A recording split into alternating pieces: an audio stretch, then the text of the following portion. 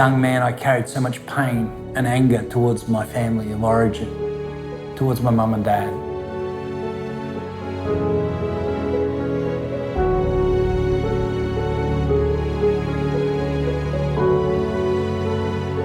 My life, I was starting to believe that there was a God, but it wasn't enough for me.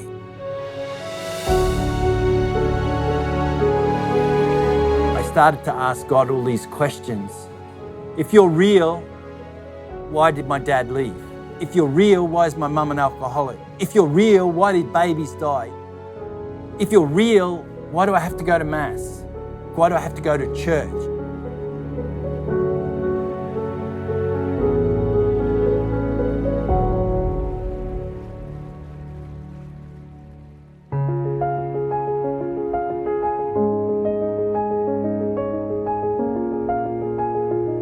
I grew up in North Queensland as a child. Growing up, faith wasn't a part of our family. I remember the first real sort of memory of faith was I was at convent school. I was at Catholic school. My mum insisted that we go to Catholic school because she thought that would be a better education for us, but not for faith reasons.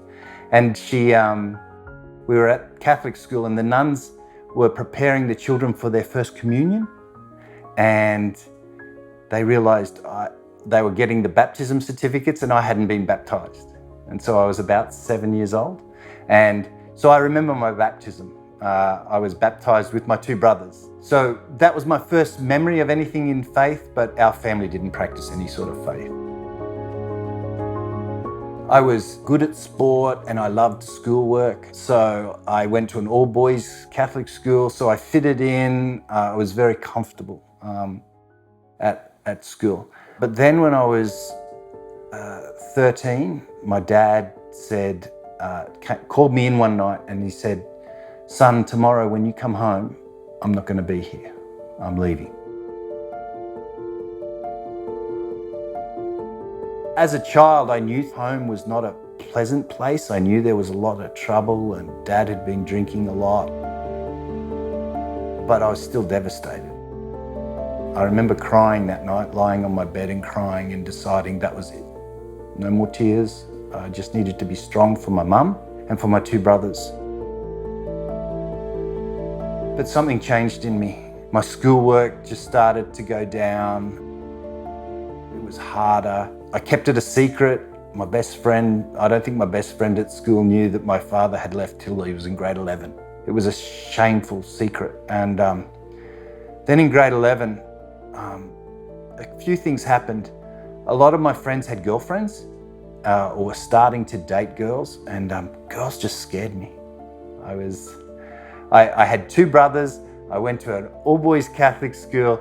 I didn't have a lot of friends that were girls. I didn't meet girls. I was just scared of girls. But I started to think there must be something wrong with me in grade 11 because these other guys were starting to date and whatever, and I thought, there's something wrong with me.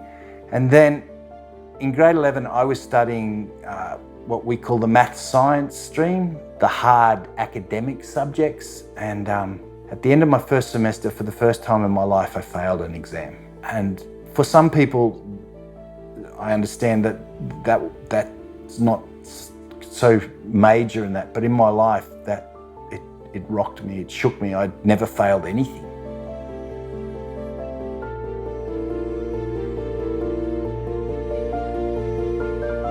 I started to spiral down. I didn't have a girlfriend. I was scared of girls. I thought, there's something wrong with me. I'm failing exams. Finally, I went into a bathroom one night and I picked up a razor blade and I stood there in front of the mirror, and I don't know what would have happened, but at that moment, my mum walked in. I don't think she knew what was happening because I put the blade in my hand, but she just gave me a hug. And at that time, I remember thinking, I don't want to die. I don't know what it means to live. I don't know what my life's going to look like, but I don't want to die. So the day after Dad left, I came home and I remember Mum had bought alcohol and she started drinking from that day. and eventually became an alcoholic. As a 13-year-old, I just felt the responsibility of looking after the family. I started work very soon after as a 14-and-a-half-year-old to contribute because we were poor, we had no money.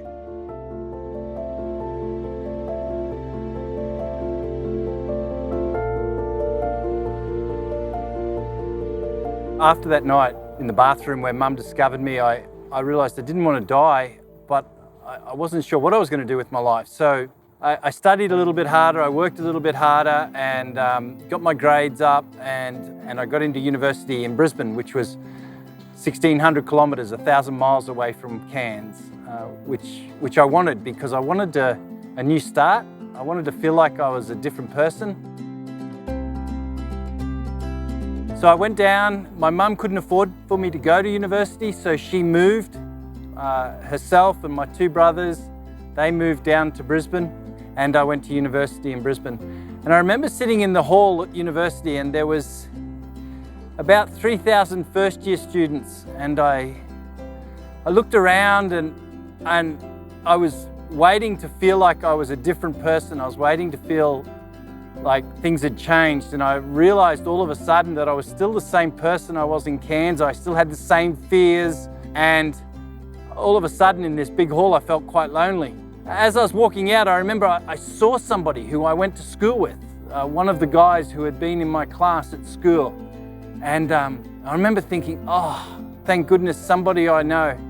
And then I also thought, oh, why him? We were so different. But anyway, we said hello and we became best friends. And we spent that first year of university hanging out together, and we shared some classes. But the thing about him was this, he lived in a house with four other men, and they were Christian men. And there was just something about the way that they lived their life. I just liked being around them. I liked being at the house and hanging out with them. And it was just very, attractive to me. And so towards the end of that year, my first year of university, the lease on their place, their rent lease ran out, and my friend and I moved into a flat. We were studying for our end of semester exams, and he would sit, and while he was studying, he'd play Christian music. And I was very intrigued by this because this was before digital music.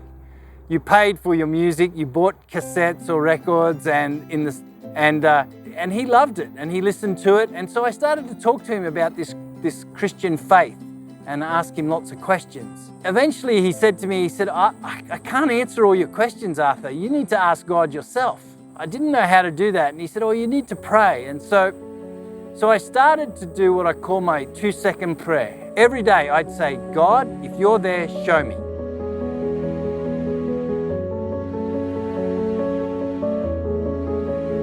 I didn't change my life at all.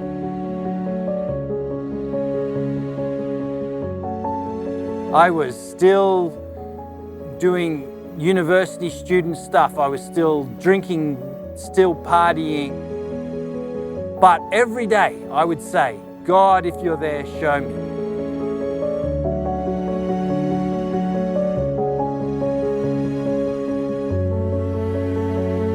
In fact, I can remember one night coming home and lying on my bed, and I had had too much to drink and the bed was spinning, but I said, God, if you're there, show me.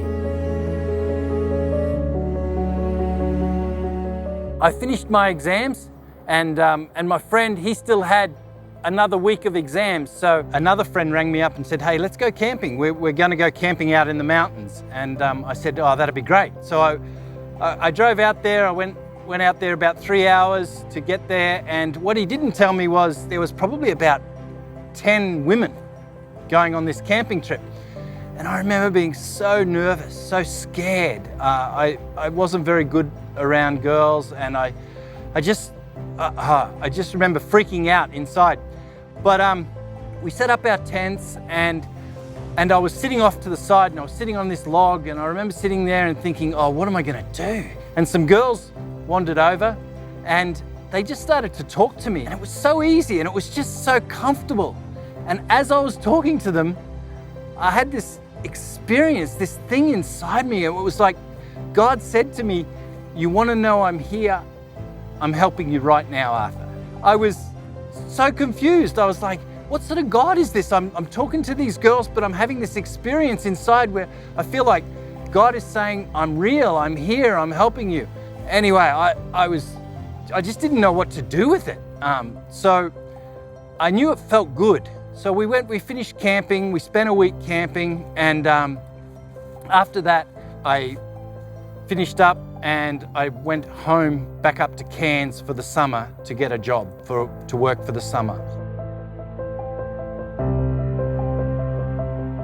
I went back and stayed with my father in a unit. It was the only place I could go back to that I knew, and I started a relationship with a girl, the first relationship in my life, and that was exciting and new, but it wasn't healthy. It wasn't the best relationship, and I got a job cleaning fishing boats at the wharf, and so I would go and clean fishing trawlers. And one day I was on this trawler. At that time, I was starting to think God was real. I was starting to believe that there was a God, but it wasn't enough for me.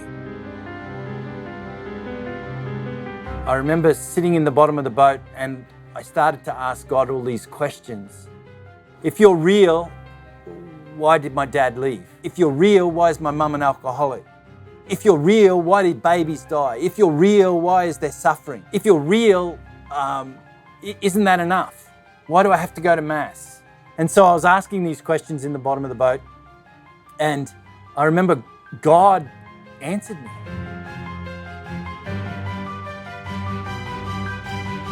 An internal voice inside, and I felt God say to me, "Arthur, I have the answers to your questions, but what you really need to know is that I love you." I didn't understand what was happening. I just experienced just the greatest love, the greatest joy inside of me that I've ever experienced in my life. I sometimes tell people it's like God deposited nuclear fuel in me, and that I would never run out of energy for Him. I didn't know what was happening, but I'd experienced the Holy Spirit coming into my life in a physical way. It was the most powerful experience of my life. I was so excited and so touched that I went up on the deck, and the first person I saw, another 18-year-old young guy, and I said, "God is real." I remember him looking at me and thinking I was mad, and he didn't understand. And I got on my bike and I'm riding home, and I remember being so excited and thinking, God must want me for something very, very special, because I didn't understand that God could speak to us, and that He'd chosen me to speak to made me feel like I must be very, very special. But when I was in that boat and I had that experience, I felt like God said some things about my life and what I should do with my life. And within a few days, I was on a bus back to Brisbane. So when I got home after being in Cairns, I went to my mum and I said to her, "Mum, God is real. And He's spoken to me, and I feel like He's giving me some direction for my life, and I'm going to leave university, and in a few weeks I'm going to move out of the house." My poor mother. I remember she just thought I was crazy. She didn't know what, but she knew I was happy. I left uni, and I went to my friend and I said, "This Emmanuel, how do I join it? How do I, become a part of this Emmanuel?" Even though I didn't know what it was. And my friend said, "Oh, that's easy. Come along on Sunday."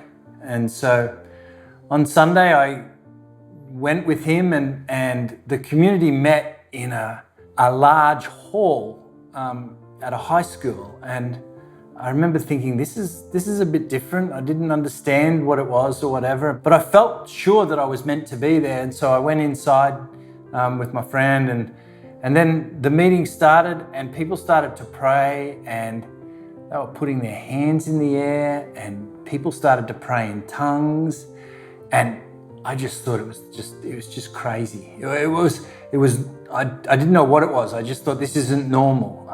And I certainly thought, this isn't Catholic. I hadn't seen anything like this before. And so I just found a reason to go outside. And I was sitting on the grass, and I was so convinced that God had told me to come and be a part of this community. But I didn't know what was going on, and I was sure it wasn't right and Catholic. So I'm saying to God, why am I here? What should I do? I felt God say to me gently, go inside and lift your hands up. And I went back inside, and there would have been 500, 600 people praying, and I felt like every one of them was looking at me. I felt so self-conscious. But in obedience, I just put out my hands a little bit like this and was singing the song, and then all of a sudden I was just washed in joy and filled and excitement. And I'm a big person. I'm 6'2", and next minute I'm like this and praying and speaking in tongues, and I didn't know what was happening.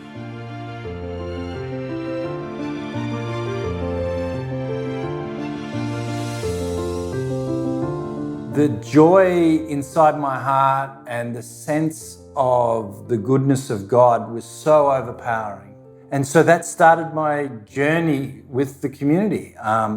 That's a journey that has been for 34 years now. And while I was there, I remember feeling like I wanted to tell young people about this encounter. And I just remembered having this really strong desire to tell other young people that God could be an active part of their life.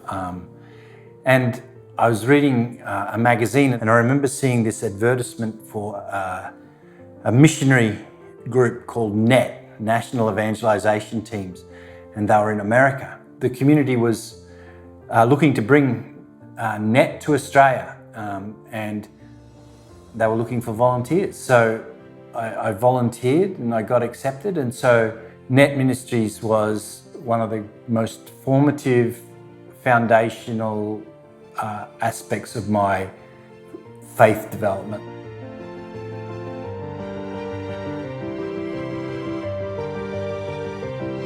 At the end of my NET time, I came back to the community and I didn't know what to do. I didn't know what I was going to do with my life.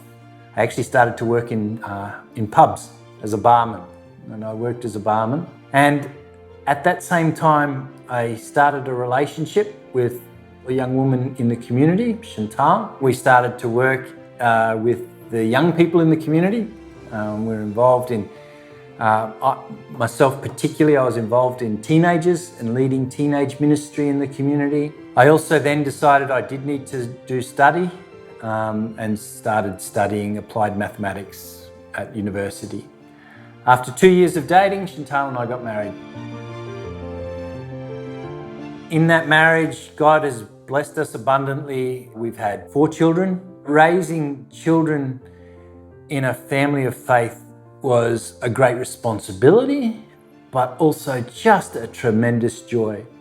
And for us, the reason it was so was because we were part of a faith community. Without that faith community, I would have really struggled, I think. As a young man, I carried so much pain and anger towards my family of origin, towards my mum and dad, you know.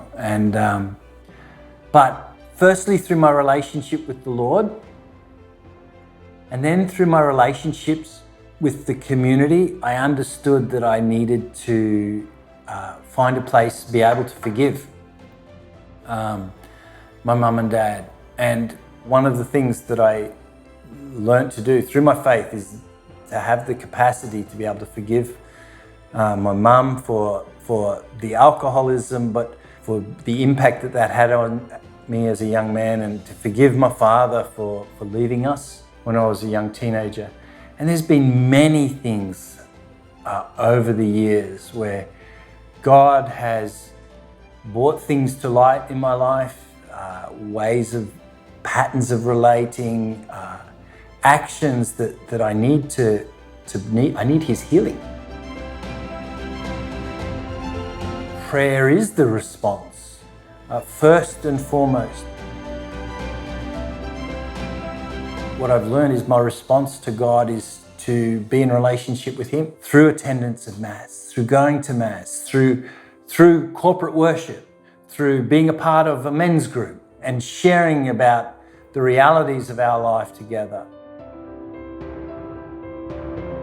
through daily reading of Scripture.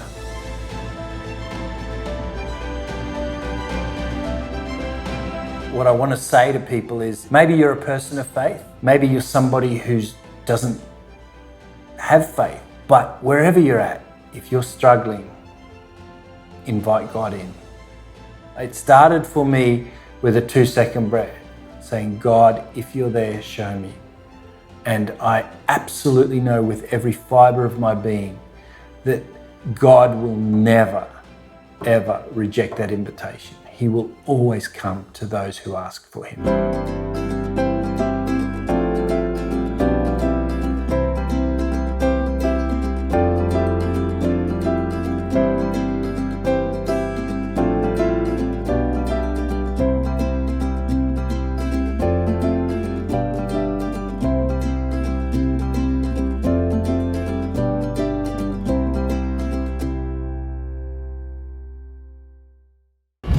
You can't always. This is the death Remarkably empty.